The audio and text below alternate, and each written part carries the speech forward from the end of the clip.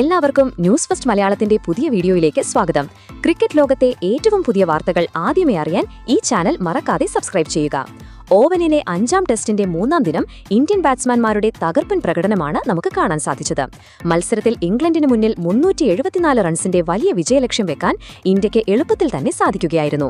Akash ദീപും Yashasvi ജയ്സ്വാളും Ravindra ജഡേജയും Washington സുന്ദരം നേടിയ അർദ്ധ സെഞ്ചുറികളും ജയ്സ്വാളിന്റെ തകർപ്പൻ സെഞ്ചുറിയും ഇന്ത്യയുടെ സ്കോർ ഉയർത്തുന്നതിൽ നിർണായകമായി.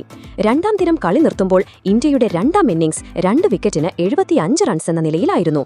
യശസ്വി ജയ്സ്വാൾ 51 റൺസെടുത്തും നൈറ്റ് വാച്ച്മാനായി ക്രീസിലെത്തിയ ആകാശ് ദീപ് 4 റൺസെടുത്തും ക്രീസിലുണ്ടായിരുന്നു. 3ാം ദിനം ബാറ്റിംഗ് ആരംഭിച്ച ഇരുവരും ഇംഗ്ലീഷ് ബൌളർമാരെ തുടക്കം മുതൽ ആക്രമിച്ചു. അതിവേഗം റൺസ് നേടിയ ഇരുവരും ഇന്ത്യൻ സ്കോർ ഉയർത്തി. ഒപ്പം ആകാശ് ദീപ് തന്റെ കരിയറിലെ ആദ്യ ടെസ്റ്റ് അർദ്ധ സെഞ്ചുറി പൂർത്തിയാക്കി. 12 ബൗണ്ടറികളോടെ 66 റൺസെടുത്ത ആകാശ് ദീപ് ജാമി ഓവർട്ടണിന്റെ പന്തിൽ ഗസ് അറ്റ്കിൻസൺ ക്യാച്ച് എടുത്ത് പുറത്താകുമ്പോൾ 3ാം വിക്കറ്റിൽ ജയ്സ്വാളിനൊപ്പം 107 റൺസിന്റെ കൂട്ടുകെട്ടുണ്ടാക്കിയിരുന്നു. തുടർന്ന് ക്രീസിലെത്തിയ ക്യാപ്റ്റൻ ശുഭമാൻ ഗിൽ 11 റൺസിന് പുറത്തായപ്പോൾ കരുൺ നായർക്ക് 17 റൺസ് മാത്രമാണ് നേടാനായത്. എന്നാൽ ഒരു വശത്ത് വിക്കറ്റുകൾ വീഴുമ്പോഴും തകർത്തടിച്ച യശസ്വി ജയ്സ്വാൾ തന്റെ 6ാം ടെസ്റ്റ് സെഞ്ചുറി പൂർത്തിയാക്കി.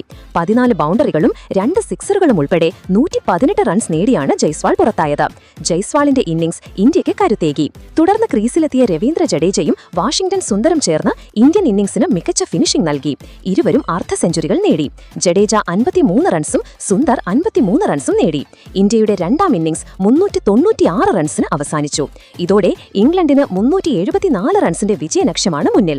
3ാം ദിവസത്തെ കളി അവസാനിക്കുമ്പോൾ ഇംഗ്ലണ്ട് വെറും 50 റൺസിനടുത്ത് മാത്രമാണ് നേടിയിട്ടുള്ളത്. 2 ദിവസത്തെ കളി ബാക്കിയുണ്ടെങ്കിൽ പോലും ഇന്ത്യൻ ബൌളർമാരുടെ അസാമാന്യ പ്രകടനം ഇംഗ്ലീഷ് ബാറ്റ്സ്മാൻമാരെ എളുപ്പത്തിൽ പുറത്താക്കി ഈ പരമ്പര സമനിലയിൽ പിടിക്കുമെന്ന് തന്നെ നമുക്ക് പ്രതീക്ഷിക്കാം. ഇതിനെപ്പറ്റി നിങ്ങളുടെ അഭിപ്രായങ്ങൾ എന്തൊക്കെയാണ്? അഭിപ്രായങ്ങൾ താഴെ കമന്റ് ചെയ്യുക. അപ്പോൾ ഇതുപോലത്തെ കൂടുതൽ ക്രിക്കറ്റ് വാർത്തകൾക്കായി ഈ ചാനൽ മറക്കാതെ സബ്സ്ക്രൈബ് ചെയ്യുക.